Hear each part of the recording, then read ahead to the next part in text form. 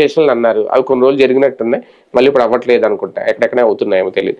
మళ్ళీ ఇప్పుడు రిజిస్టర్ ఆఫీసులకు వెళ్తున్నారు, మళ్ళీ ఇప్పుడు కొత్తగా ఇవి పెడుతున్నారు. ఎందుకు ఇన్ని మార్పులు? దీనివల్ల ఏంటి ప్రయోజనం?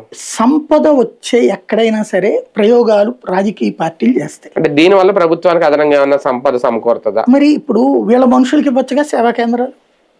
మీ సేవా కేంద్రాలు మొదట్లో టీడీపీ సింపథైజర్స్ కి ఇచ్చారు. అవును. రేషన్ షాపులు టీడీపీ సింపథైజర్స్ కి ఇచ్చారు మన చాలా మంది.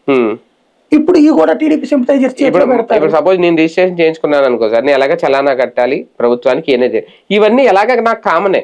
డాక్యుమెంట్ రైటర్ చేసినా, ఇప్పుడు ఈ రిజిస్ట్రేషన్ కార్యాలయాలు ఇవి ఉన్నా లేకపోయినా నేను కట్టేది నేను కట్టాల్సిందే కదా. ఇంకా అదనంగా నేను ఏమి ఇవ్వగలుగుతాను? అదనంగా ప్రభుత్వానికి దీనివల్ల ఏం వస్తుంది ప్రయోజనం? నేను అనేది అదే, ప్రభుత్వం ఇక్కడ ఏం చేస్తుందంటే ఇంకొక కలెక్షన్ ఏజెన్సీని పెడుతుంది. ఇప్పుడు మీరు 10% ఇచ్చారు, 1% ఇచ్చారనుకోండి, ఇప్పుడు దాంతో పాటు ఒక 500, 1000 వాళ్ళకి కట్టాలని చెప్తారు. మీరు మూసుకుని కడతారు. అప్పుడు అది నాకు అదనపు భారమే కదా. మళ్ళీ ఎవడు పట్టించుకుంటాడు? భారాలు బోల్డ్ వేస్తున్నారు, పట్టించుకుంటున్నారా? మీరు అంత రిజిస్ట్రేషన్ లో 1000 రూపాయలు కానీ అది రూల్ అట, మనం ఏం చేస్తాం?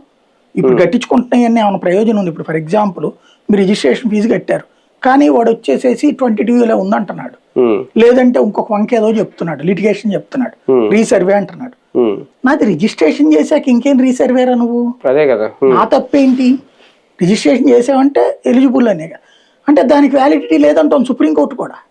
Registration is not final document ఉంటుంది. అవును. మరి ఇంకెవరి దగ్గరికి వెళ్ళి చెప్పుకోవాలి మనం? మరి అప్పుడు రిజిస్ట్రేషన్ ఎందుకు? ఇంకా మరి అదే కదా.